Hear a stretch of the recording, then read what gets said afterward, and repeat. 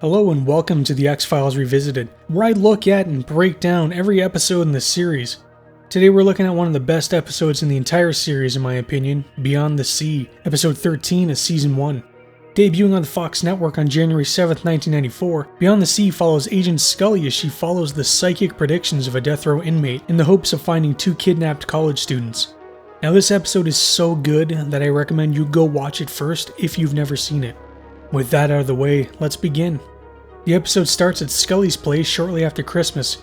Her father, Captain William Scully, gives her a bit of a hard time for not taking her tree down yet. Are you going to leave this up all year? Yep, all year. Scully's parents are leaving and Scully and her father have little nicknames for one another. Good sailing, Ahab. Good night, Starbuck. Her mother, Margaret Scully, hints to him to ask her about how work is going, and I get the sense that maybe he's not all that thrilled with his little girl working such a dangerous job. Later that night after her parents leave, she's got some Ron Popeil infomercial on TV, and if you're wondering how I know his name, I watched a lot of late night infomercials as a kid. Slide it back and set it and forget it. Scully awakes on the couch to see her father sitting on the chair speaking but not saying anything, which is really creepy. Dad? I thought you guys left. Where's Mom? Scully then gets a phone call noticing her father is now gone, and it's her mother with some heartbreaking news. We lost your dad. He had a massive coronary. Scully turns back to the empty chair in a state of shock.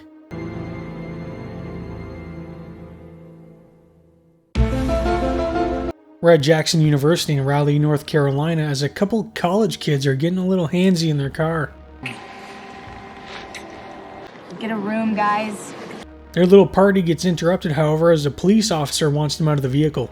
The young man gets out and is asked for his ID, but he notices the officer isn't exactly in uniform, and we may have ourselves a maniac cop situation here.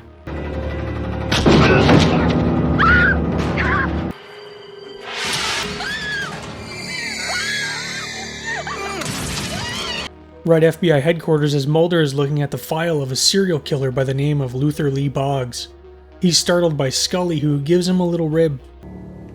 Last time you were that engrossed, it turned out you were reading the adult video news. Snooty Magazine Day! Mulder asks her how she's doing, surprised to see her at all. She tells him she's fine and asks what he's working on. 2 days ago, a couple was kidnapped at Jackson University. Apparently there's a serial killer going around kidnapping, torturing, and then a week later murdering college students. Anyway, if he holds true to form, we have 5 days to find those kids. Mulder then drops on her that one Luther Lee Boggs is set to be executed. However, he claims to have information on the person responsible for the kidnappings and murders. He claims to have obtained this information through psychic transmissions. Hello, Radio Psychic. You will die a terrible, terrible death. Ooh, I'm sorry. That was our last caller. Of course, this is no normal case. However, in an unforeseen twist, Mulder is skeptical of the whole thing. Well, this isn't the first time Boggs has been in the chamber, and apparently after a phone call saved his hide, he claimed the entire experience gave him the ability to channel spirits and demons. I believe in psychic ability without a doubt. But not in this case. Not Boggs. Mulder believes he's orchestrating the entire kidnapping from inside, so he can use the information he knows to remove the death penalty from his sentence. And I don't know why he would need such a penalty. I mean, he seems like such a nice guy. When he was 30, he strangled 5 family members over Thanksgiving dinner and then sat down to watch the fourth quarter of the Detroit-Green Bay game. Alright, I think I know what kind of punishment this guy deserves. He was poisoned, stabbed, shot, hung, stretched, disemboweled, drawn, and quartered. Ouch. Anyways, Boggs is requested to speak to Mulder because he thinks he's the only one that will understand what he is. Scully says she's coming along and Mulder tells her she should take some time. Then his hand magically goes from moving up her shoulder to moving down the side of her face, the result of some sloppy editing. After Mulder leaves the room, Scully pulls an X-file out titled Visionary Encounters with the Dead because this whole thing with her father has got her spooked.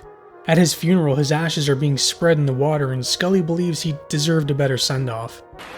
As a captain, he was entitled to burial in Arlington with full ceremony. Beyond the Sea by Bobby Darin plays as Scully's mother reminisces how that song played when her father came back from the Cuban blockade and proposed to her. Aww. Scully then asks her mother what her father really thought of her career choice. Was he at all proud of me? It's your father. But Dad, if you cry, then I'll cry. We're crying. We're at Central Prison in Raleigh, North Carolina, and we meet the infamous Luther Lee Boggs. Nothing like a strangulation to get the circulation going. Mulder and surprisingly Scully are speaking with the psycho who believes himself to be some kind of a conduit for spirits. He starts rambling some nonsense and I don't know what the hell he's talking about. From here we can return to the past. We can see the present. We can know the future. What? Bro, what are you talking about, man? Boggs wants to make a deal, his life for the kids, but Mulder isn't giving any kind of deal until he knows Boggs is telling the truth.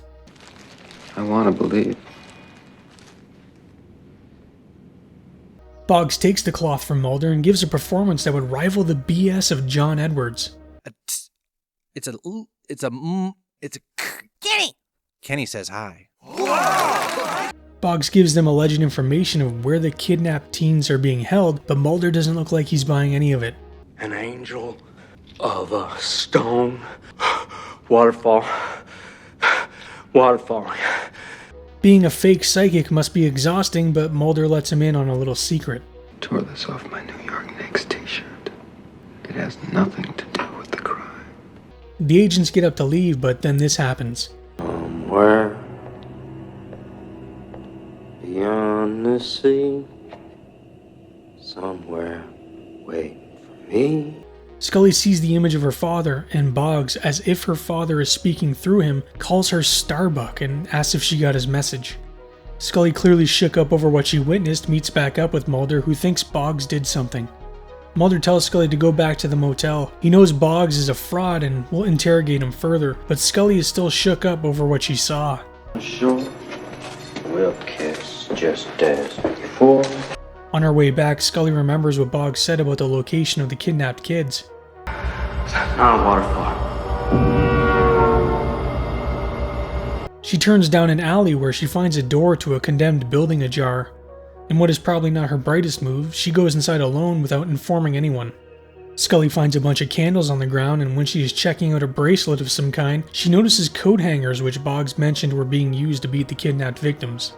Sometime later, Mulder arrives to Scully's room, informing her the charm she found did indeed belong to one of the kidnapped victims. I just heard that Liz Hawley's family made a positive ID on the charm you found at the warehouse. Scully then asks him if Boggs confessed. No, it was 5 hours of Boggs' channeling. After 3 hours, I asked him to summon up the soul of Jimi Hendrix and request it all along the watchtower.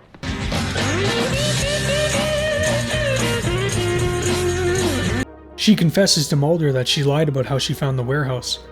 It was where Boggs said it would be. Scully was just trying to protect herself, and who could blame her? What you're really saying is that you didn't want to go on record admitting that you believed in Boggs. She still, however, won't tell Mulder the real reason why she believes Boggs, and that's the image of her father and the nickname only he would know. Mulder, however, still believes Boggs is just toying with him, but he's running out of time as he's set to be executed. The following day back at the prison, Mulder hands Scully the day's newspaper. That's incredible. They found them? That's exactly what I want Boggs to think.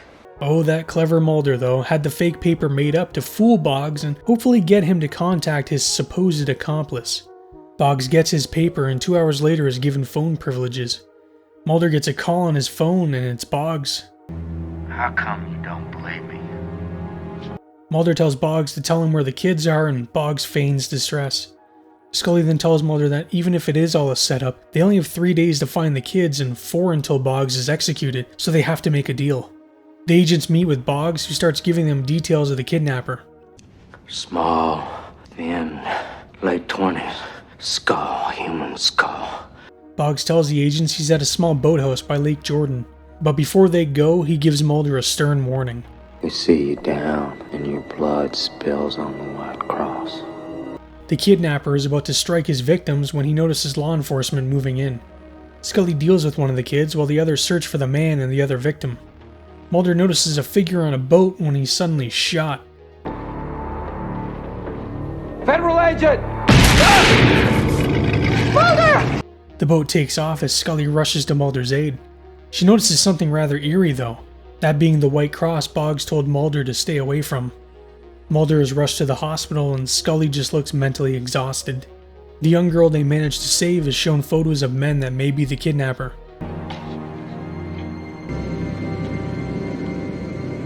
The man is named Lucas Jackson Henry. Apparently he witnessed his girlfriend die in a car wreck along with his mother who was decapitated. And the anniversary of that date just so happens to be in 3 days.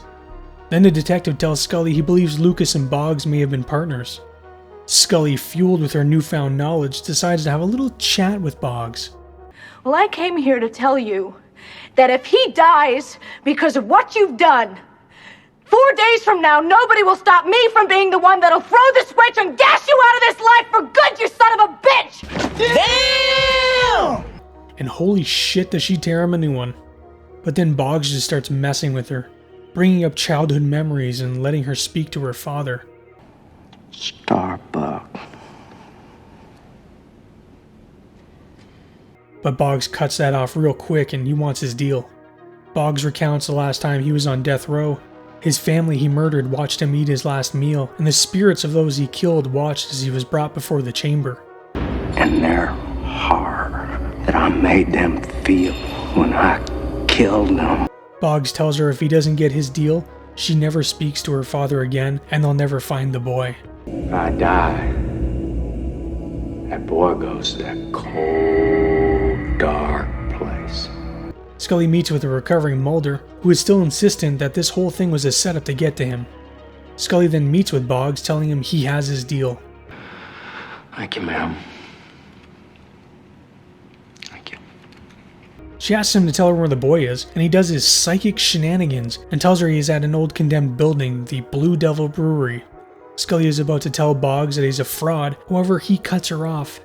I'd have known you lied, that there never was a deal. I know you tried. Before Scully can leave, Boggs tells her to avoid the devil. We're with the kidnapper Lucas, who is just flipping his lid.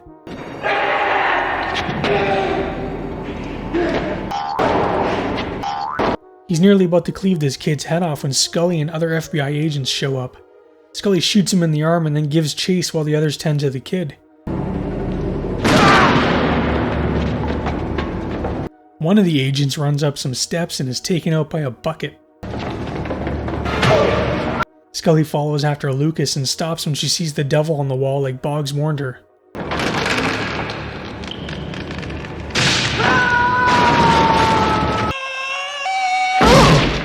She looks up at the devil in complete disbelief.